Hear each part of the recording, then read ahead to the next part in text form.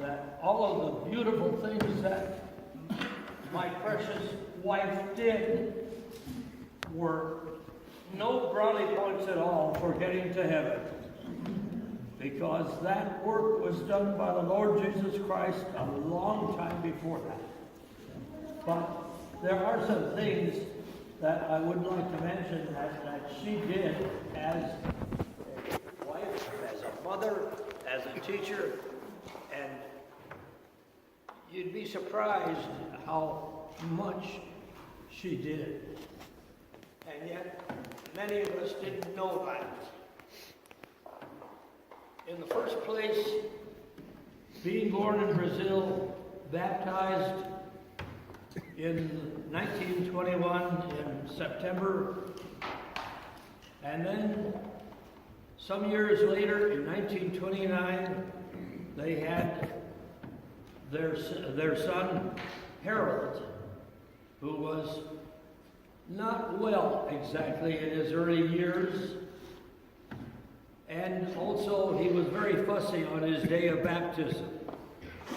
But the parents had a dinner with their sponsors, and Margaret was assigned the job of taking care of Harold. Harold was a baby, and he was not a year old yet, but she was coming up on her 8th birthday that year.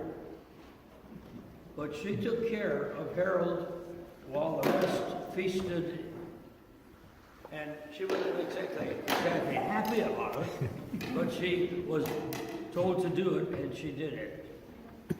That is the first thing that I would say about her days of service.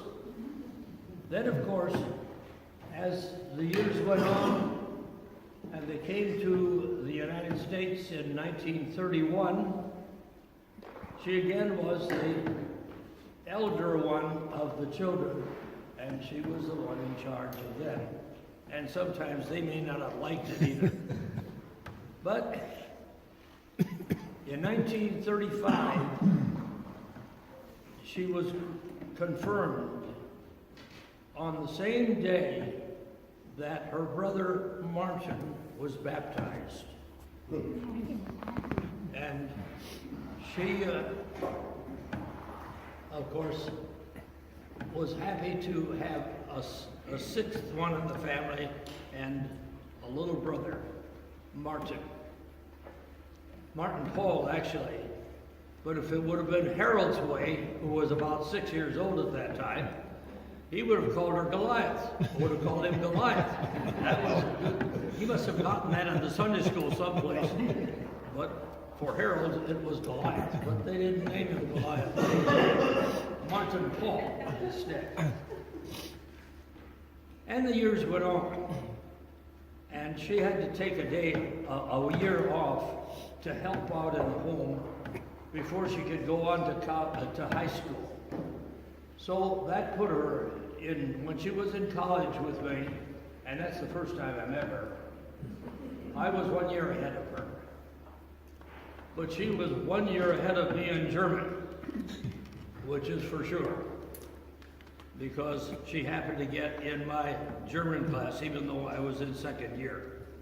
But she knew it from being in Brazil for that long time.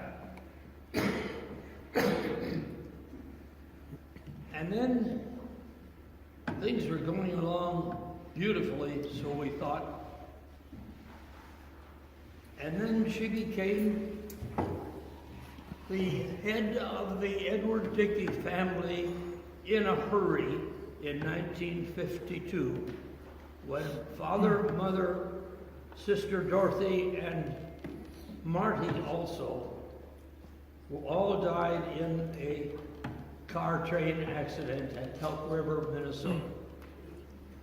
We had to drive from Fort Dodge, Iowa at that time up there, and Margaret had to become the head of her family, actually, although she had uncles and aunts who were helping out as well.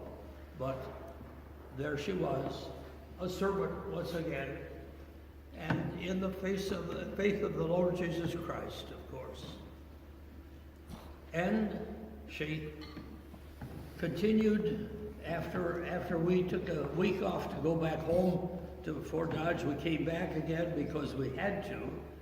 There was a whole house, a parsonage that had to be cleared out for the next pastor that they would get at Trinity Lutheran in Long Prairie, Minnesota. And so she again stayed that week and maybe more. I can't recall that anymore. See, I'm getting old too. But she had the work of sorting out clothes and furniture and things and deciding what shall we do with it. And we gave, of course, a goodly amount of it to the other children left in the family. And then the people, the Deer people in Fort Dodge, at Deer Creek out in the country actually, brought a truck up and they cleaned us up and got the stuff to Fort Dodge, because we had to keep something so that Eleanor would have some choice in this, because Eleanor was in New Guinea and did not get back for her parents' funeral. And so she was the servant that took care of those things. And then we had a little bit of a problem coming up with Cal Minky, the husband of Dorothy's, because Timmy was only a year old and it was hard to take care of him. And so he asked Margaret whether she would take Timmy with us. And so for a year, we had twins, because our Joel was also a year old. And Joel and Timothy had a good time, I think, in that house, but kept Mom pretty busy. In fact is, there are some things that they got into that she couldn't catch all the time. One time we took a coffee pot out of the cupboard, and what was in it were about a dozen clothespins. And we almost brewed a clothespin coffee. But we went through that and got along beautifully in that too. And again, she was the servant, taking care of all of this. And then we come along to about 1956, and we decide to have a fourth child ourselves. Luke, and he's around here someplace. But he might think that we were doing and having him because he was, well, I don't know how you call it. It was a courage of ours. But I must tell him, if he's around here now, he was not a boy that was born from courage, but rather from love. And that he should know. And in 1959, we moved on to a larger school in St. Paul, Minnesota. And it appeared that things would now slow down, and all the other kids were in school, but Margaret and Luke were at home, and she would make trips by city bus down to a nursing home where Grandma Klinkenberg lived at that time, and she and Luke, not going to school yet, would traipse from the bus past the settlement house, I would call it, sort of, Not so good. and go to that nursing home and visit Grandma Klinkenberg. Again, she was a servant. And we could go on from that, and now we get into the school part of it, because In 1961, Gethsemane built a new school, and the former kindergarten teacher had decided not to return. And those of you who might know Pastor Krause know that he's kind of a wheeler dealer, and sure enough, he twists her arm to be the kindergarten teacher in that new school. Just for a year. And she did. And she became a kindergarten teacher in that school for 13 years. And at that time, we left to go to Howard Lake, Minnesota. And she now was free of being a kindergarten teacher for 1 year. And then Dr. Mount came along from the Minnesota South District, and he said, there's a church in Wayzata named Redeemer that is considering having a preschool and kindergarten. Would you teach it? And she taught it. For 2 years, she drove 30 miles one way into Wayzata from Howard Lake in order to teach that kindergarten. Well, kindergarten and preschool. Interestingly, that school has grown to an 8th grade school now. And she started it.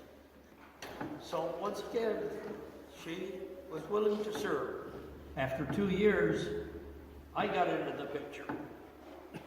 And I thought, it's funny that we in Howard Lake have an 8th grade school, but we don't have a kindergarten.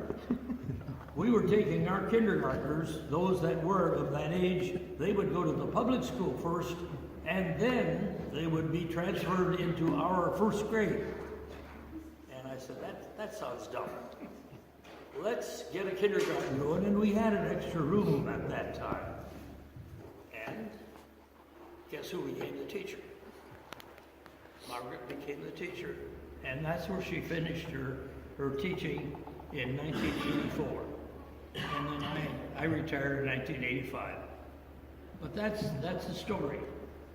Now, all of the things that she did, remember this, that they were not brownie points in order to gain heaven. They were appreciation points for what the Lord Jesus had done for us so many years ago. One last point, and this involves Gretchen and Joel. They taught me a lesson because they patted me 14 times and said, I love you very much, and don't you ever forget it. And we have picked that up and used that term with each other because she loved me and I loved her. I don't know for sure why she loved me, but she hung in there with me for 74 years. The last few weeks were a little difficult, but we know where she is, and we know that she would be singing with us, or at least with the angels and the rest of the souls in heaven. Thank you for listening to me. And you will take this away.